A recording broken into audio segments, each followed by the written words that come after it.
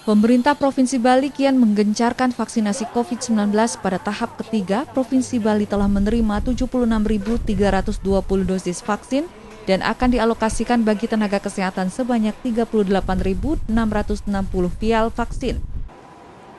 Di tahap pertama, sebanyak 24.303 tenaga kesehatan atau 63,37% telah divaksinasi.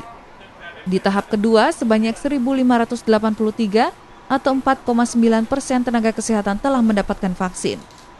Sementara itu, pemerintah berencana akan melakukan vaksinasi massal tahap pertama pada 4-5 Februari untuk tenaga kesehatan. Sampai dengan penerimaan tahap ketiga, total kami menerima 76.320 dosis vaksin COVID-19 di Provinsi Bali. Target tenaga kesehatan sebanyak 38.660 orang. Sudah melaksanakan vaksin baik tahap pertama maupun tahap kedua.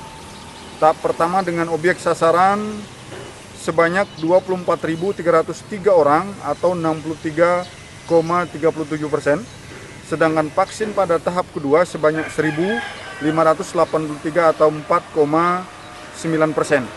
Harapan Bapak Gubernur, target penyelesaian vaksinasi untuk tenaga kesehatan sampai dengan tanggal 7 Februari 2021 dan target kedua bisa diselesaikan pada tanggal 21 Februari 2021. Di Provinsi Bali, kasus COVID-19 masih tergolong tinggi meski pemerintah telah menerapkan berbagai upaya, salah satunya pemberlakuan PPKM.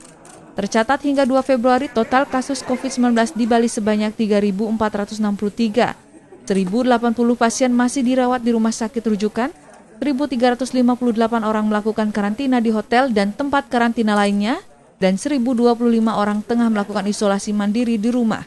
Pemerintah pun akan mengupayakan penjemputan bagi yang melakukan isolasi mandiri di rumah. Dipayana Putra, Kompas Dewata.